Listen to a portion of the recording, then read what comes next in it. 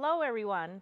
I'm your host today, Andrea Giraldo. Welcome to our Season 2 premiere of Meetings of the Mind, brought to you by the New York City Hispanic Chamber of Commerce in partnership with BronxNet.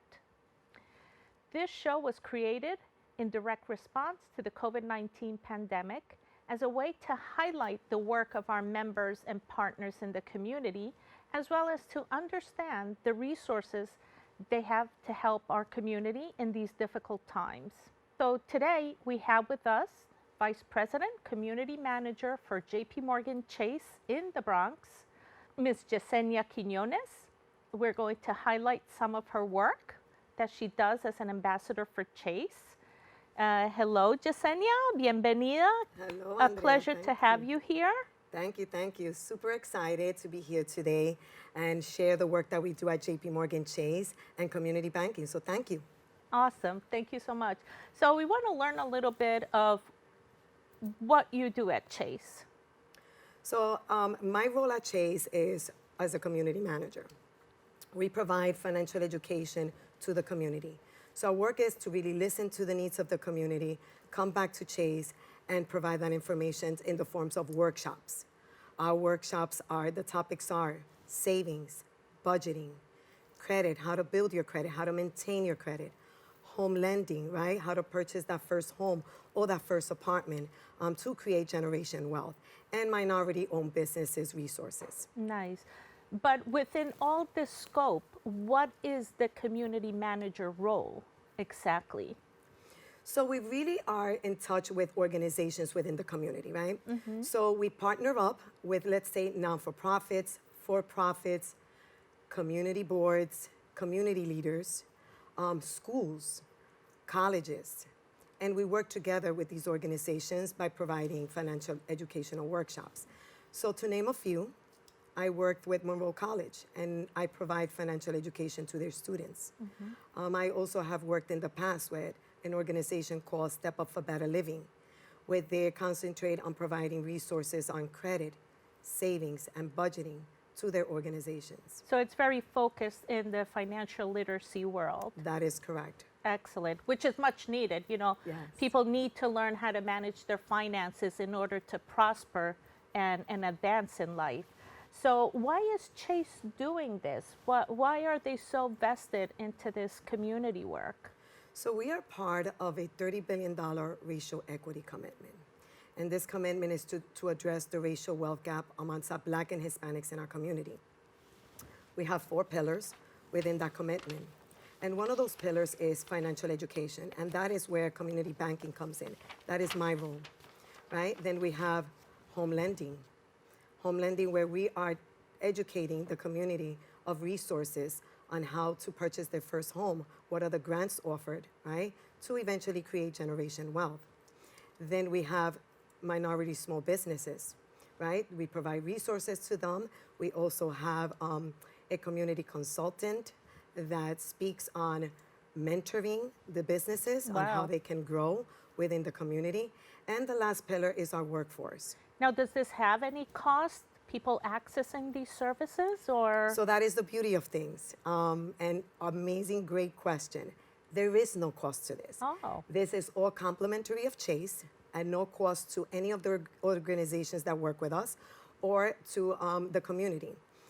We provide these workshops in Spanish and English, which is bilingual, and we do them through Zoom and in person. Excellent. Wow. And have you identified any particular areas in the Bronx that you focus on, or that where people can go to access this, or? So I am currently in the areas of Concourse, which is Fordham Road, Kingsbridge, Burnside, and Arthur Avenue. Mm-hmm. So these are the branches that I cover, mm-hmm. and this is where I'm providing the financial workshops. However, I am one of 3 community managers in the Bronx. So we have different focus areas in the Bronx. Okay. And so why the Bronx, or why these areas? What has Chase identified here that they think is of value to have you or your fellow community managers present? So we are concentrating in the low moderate income communities, right? So we are trying to teach and educate the community when it comes to finances, right? We speak a lot on budget, on how to build that credit, on their savings, right? There's some challenges within the community, right? When it comes to budgeting and savings. A lot of our community they don't want to speak when it comes to money. They don't want to know what's happening with their Little funds. taboo there, right? Absolutely, absolutely. No one wants anyone else in their business. No, when I was growing up, my mother never spoke about money at the home. Yeah. So that is like a lot of the things that are happening within our community. They still don't want to speak on budgeting. They don't want to look at their finances. Yeah. So that is one of our biggest challenges Yeah. to learn. And it doesn't have to be overwhelming. It can be very easy as, skill learning, how to take your time. Just let's put a budget together and sticking to that budget. Now, do people need to be clients already of Chase, or who access this, or they just walk into any branch? Here I am. I need help. So another great question. And yes, they don't have to bank with Chase. These services and workshops are provided to the entire community. We also have features and platforms that the clients don't have to bank with Chase when we are providing these So workshops. they can access them remotely. Absolutely. Interesting. Yes. Interesting. Awesome. Well, we have certainly learned a lot. Is there anywhere they can go to, or do they sign up somewhere so our viewers can learn more? So they can visit our local branch. Okay. Right? And speak to a professional there and ask when are we gonna conduct those workshops, those public workshops, right? And they can give them that information, or they can always email me. That is Yesenia.xquinones@jpmorganchase.com. Very amazing. This is unbelievable. But you don't have to be a business owner. It can be just an individual, because I heard you mention about small businesses as well. Yes. So it can be personal. It can be personal, yes. Okay. So anybody that is interested in our workshops can contact us or go into your local branch. Okay. But the small businesses would be similar, type of work that is being done. Yes. So for the small businesses, we have small business consultants that that is a one-on-one consulting that is being done. And they walk you through your business, what is good for your business, what resources we provide. So yeah, that is one of our pillars. Excellent. Well. And they don't have to bank with Chase. Also. The business does not have to bank with Chase. An added benefit, but I'm sure after that we wouldn't mind banking with Chase. Absolutely, absolutely. Yeah. Yes. But it's very refreshing, that Chase has put this together as their own badge. They're really carrying this badge forth into the community to ensure, and what it is that you're ensuring future clients or future homeowners or future business owners where people have built wealth enough to advance. That is correct. That is correct. Our intention is to really, truly help the community so that they can grow, whether it's with their business, whether it's in their personal life, and just provide this information to their children. This is why we conduct a lot of these workshops also in colleges and schools, because we want to make sure that everyone is aware. Great. And also people should know that not only in the Bronx, as Yesenia has kindly pointed out, but in different areas throughout the city. Although she has a strong presence in the Bronx from herself, it's really amazing that anyone in the area can access this. That is correct. Yeah. So like I mentioned before, we are one of 3 in the Bronx. However, we are 36 in the Northeast. So we cover different boroughs, and there are maybe more than one community manager per borough. Great. Thank you so much, Yesenia. We learned a lot today with her. Hopefully a lot of people will be going to Chase, calling up Yesenia. You saw her email before. Maybe we'll show it again so you can reach out and find out more of what this program is about and take advantage of this resource. Why wouldn't you? Yes, right? yes, Thank you so agree. much, Yesenia. Thank you Such a for pleasure. having me. It's a pleasure as well. Thank you for having me.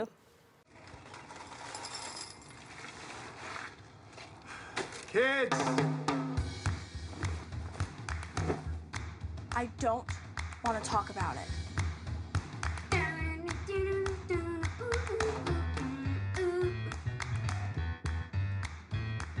I don't want to talk about it.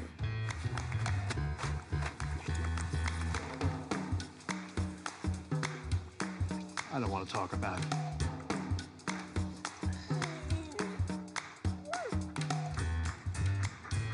I don't want to talk about it.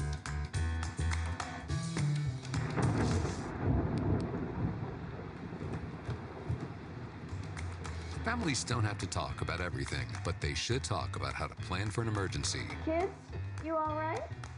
This family's prepared. Get tips and resources to make your family's emergency plan. Go to nyc.gov/readyny or call 311 for more information. How do you know when you've made the right decision?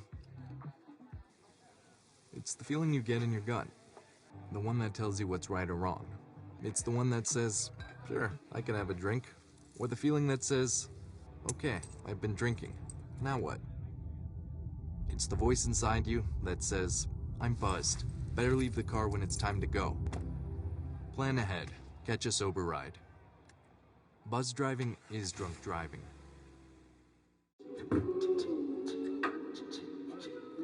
Man, it's lonely. Like, going through life lonely. There is the therapeutic aspect of music, just expressing how you feel. I'm going to talk to Howie about his feelings, make it into a song.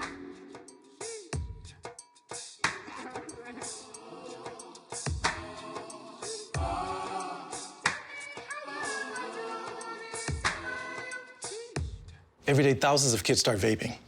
And I can't let this happen to my kid. Of course, it's awkward to talk to your kids about the dangers of vaping. Hey, bestie, how sketch is vaping? It's hard to get their attention. Ready? Go. Yes, look at that. You didn't even turn yours over. So if you want to talk to your kids about the dangers of vaping, you have to get it trending. Right, Backpack Kid? Let's do it. First, invite your kid to do the vape talk. Let's try this. All right. Why is he here? Yeah, I gotta get it trending, honey. Come on. To the left. To the right. Let's go.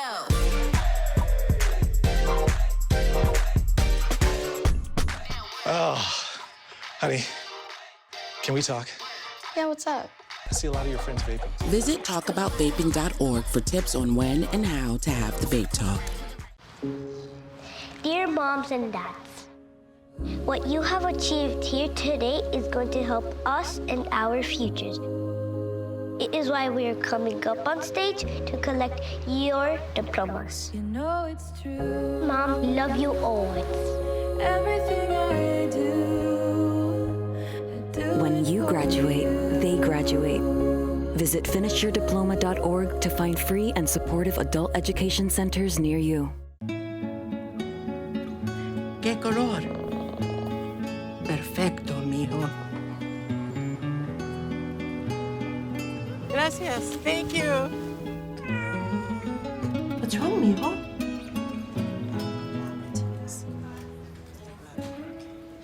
Donating to a pet's medical care is one of the many ways you can help families in your community. Pets and people belong together. Learn more at petsandpeopletogether.org. Even though we didn't grow up together, he's my favorite brother. Hey, sis.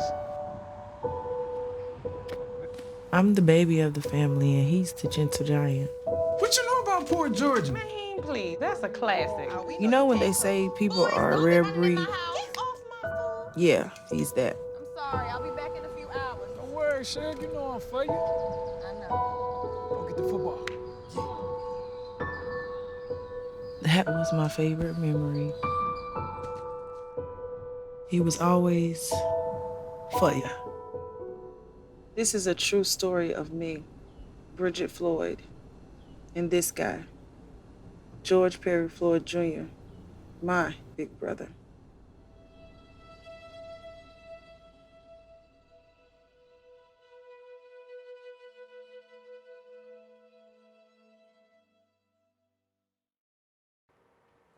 Hi, welcome back. Our next guest is a licensed real estate salesperson from Moravilla LLC, here to highlight the work that Moravilla is doing to increase family wealth building in Black and Brown communities, providing vital information on topics such as savings, credit, homeownership to communities of color. So please help me welcome Adan Morales. Thank you for having me. It's No, a pleasure. Thank you for coming here. So Adan, let's dive right into this. Okay. How did you get started in real estate? I got started in real estate actually because of my wife. So I met my lovely wife, Vanessa Villanueva, who's also my partner in all my endeavors. And I saw what she was doing, and I just fell in love with it. Yeah. And I dropped what I was doing, and I moved forward. Ah, 7 years later, here we are. 7 years later, here we are having this conversation. Yep. And what motivates you in real estate or in this venture that you have? Well, I mean, talking about it specifically in regards to real estate, you know, I think the first thing I fell in love with was entrepreneurship. Mm-hmm. You know, the idea of being able to create something and build it and grow it into what it's become today, it's something that I definitely feel is one of my greatest accomplishments in life. It's like I'm a parent more so than anything, and I'm a husband, but that building this business is definitely the closest thing to another baby for me. To another, yeah, no, Absolutely. I know, I hear you. Yes. Okay, so what is a realtor being involved in this initiative that you have? If you could share more of Sure. your initiative. Sure. So, you know, I'm originally from Washington Heights as well as the Bronx, born and raised my whole life. And when I started getting more into real estate, I started learning how much of a lack of home ownership there was in the communities that I grew up in. And the more I got involved in the industry, the more it became a blaring thing. You know, you could know about something and hear about it on TV or whatnot, but when you get into an industry, you really start seeing the impacts that it has or doesn't have on a community. So when that started becoming more prevalent to me and it was just screaming at me, I felt like I had to do something about it. You know, and obviously one person can't fix a blaring issue like a wealth gap, but I will certainly be going down for someone that try to help. Yes. So walk us through what the initiative is, how it works, what you do, how you get involved. So, you know, we realize that when there's a gap, right, there's two sides to it. And what's missing is a bridge, right? And the only way to really address the financial issues that we're having from a literacy perspective, as well as a wealth gap, is to speak to both sides of the generations. In a family, there's an older generation that's leading the way, and there's a younger one that is going to be starting a new path. So our goal is to actually speak to both of them at the same time. Because it doesn't make sense for a young child to come home and talk about compound interest and equity. Can you imagine your parents talking? And especially if your parents don't know about it and you do. Yeah. So what we're trying to do is fly right over them. Exactly. So we're trying to speak to both sides of the generation at the same time. So our family wealth building event is something that we're very proud of. You know, we've been working hand in hand with the chamber, and it's something that has been growing fast. And it's something that we're really excited about. What we do is that the families come down, and we have an event simultaneously happening for the children as well as for the adults. So it's a family affair, Exactly. if you will. Exactly. Because you don't have to get a babysitter. You actually bring Exactly. your children to class, and you yourself go and learn as well Exactly. at a different level, I'm assuming. Exactly. So we coined the phrase Family Wealth Building Day, in the sense that it's not just for the parents, it's not just for the children, it's for everybody. Yeah. And the point is that when that family sits down at that dinner table that night, that's where the impact is going to be felt. What are they going to be talking about? Or what are they going to be thinking about that maybe they weren't before? Excellent. So you're really being inclusive with this program, and it's focused mainly in the Bronx? Well, no, so it's not Bronx only. Okay. It's something, it's an initiative that we're trying to do in the city. But the last one we did was in the Bronx at at CS 55. We partnered up with an amazing principal over there by the name of Luis Torres.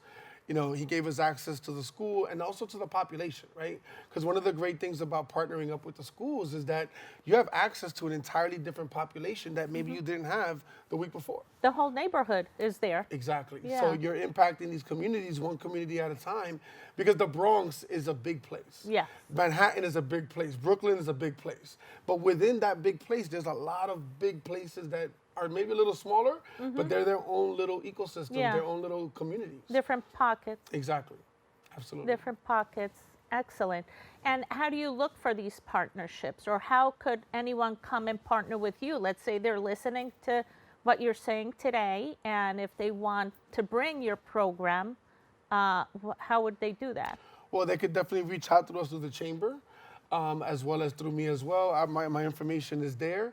But at the end of the day, it's funny because when you're trying to get an initiative going, it's interesting because it's hard to find a place to do it. Yeah. Once the word starts getting out a little bit, it's like there's schools have started to approach us and some venues have approached us, and we're super excited about where it's going to go.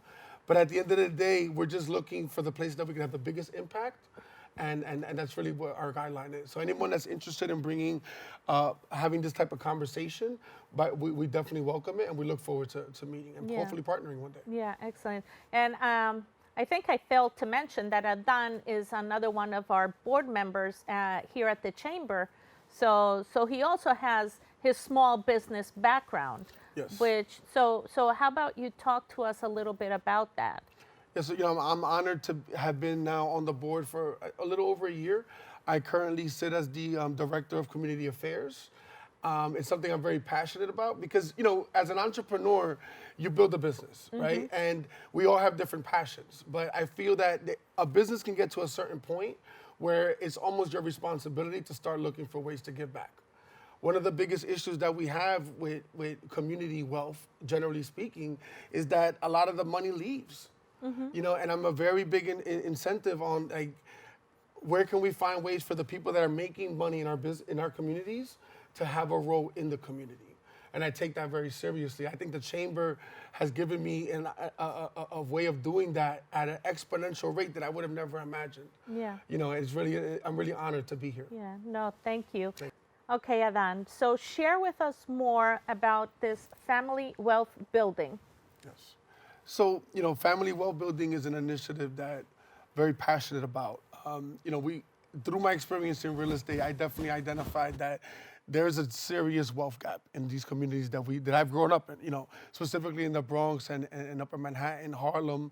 I'm seeing for the first time with the clearest of eyes, right? Because being involved in real estate is where I really was enlightened to what's going on. And we came up with this initiative about family wealth building because we realized that one of the most secure ways to combat the wealth gap is through home ownership.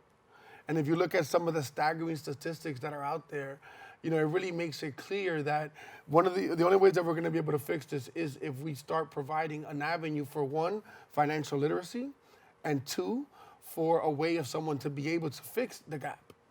So it's through knowledge, and then it's through applying that information that you're going to be able to solve this issue. So we started doing the family wealth building days, and what it is that we have decided to not only work with the parents, but also to work with the children. Simultaneously, we developed a curriculum where the parents and the children will be working simultaneously towards the goal of gaining financial literacy. So what we do is the children and the parents come together, and they actually are going to be learning about the same things, but individually. So depending on what's the age group of the school, we have curriculum set up for that particular age group where those young children are going to be learning about compound interest, about equity, about savings, about banking, about credit cards. Things that a lot of times people in my communities didn't learn about till it was a little too late. Yeah. I remember when I first went to college, I took out a $350 credit card. And I'll never forget it. Like that $350 credit card impacted the next 8 or 9 years of my life. $300 stood between me and being able to get an apartment or to, even get a Macy's card. Like I was stuck. Yeah. And I never had anyone to teach me these things. So what age group are you targeting when you go to these schools? Is Well, we it want to as target young them all. as We Oh, want to go, okay. I mean, we can go from kindergarten all the way through college, and again, to adults. So there are different programs tailored to these different age groups. Exactly. So the idea is that the oldest generation in the family that doesn't know and the youngest one that doesn't are going to start having a conversation about a topic that never existed to them before. Mm-hmm. Right? So when that young person goes to college or turns 17 or 18, they know what to do with that $300 credit card. Mm-hmm. And they can use it as a tool. Because the same way that that small thing can hurt you for so long, it can also give you a lot of power. Mm-hmm. And that's our job, is that we're trying to empower our communities. And we're doing it through education and also by showing them. You know, there's a very interesting statistic, right? 75% of America owns a home. Mm-hmm. And only 8% of Americans that own a home are black. And 10% are Hispanic. And that's a problem. Yeah. Especially when you talk about wealth gap, right? Yeah. The average homeowner in America has a net equity value, a net worth of over $250,000. And the average American that rents in America, and this is regardless of color. Mm-hmm. This is just, when I were talking about money, right? Yeah. The average American that rents has a net worth of less than $7,000. Wow. When you're talking about a disparity like that, we can't sit here as a community and not try to do something about it. Yeah. When it's right in front of us, that's the big issue here. Exactly. So that's amazing that you have this initiative, that you're bringing it out into the community, to the people that need it. Are there any other initiatives that you're currently working on as well? Well, you know, as a member of the chamber, there's a lot of things that the chamber's working on collectively. I mean, it's literally, when we're in the board meetings, I hear about all the different initiatives that we're doing and all the different programs and summits and seminars.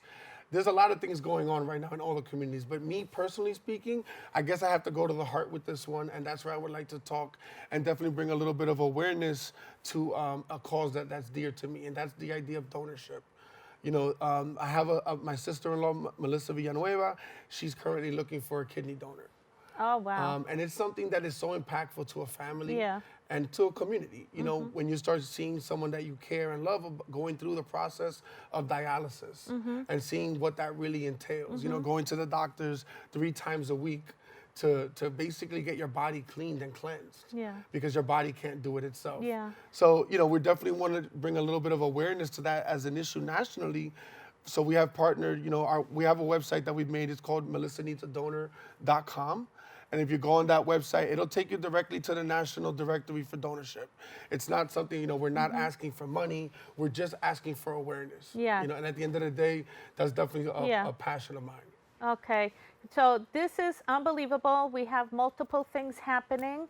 We have moravilla.com, where you can find all these wonderful initiatives. You can find Melissa's donors as well online for you to either donate or help spread the word on this wonderful cause. MelissaNeedsADonor.com. Thank you, thank you. Dan, thank you so much for coming on today. Amazing for board having me. member, amazing person, a huge heart. Thank you again. Muchas you. gracias. Gracias a todos.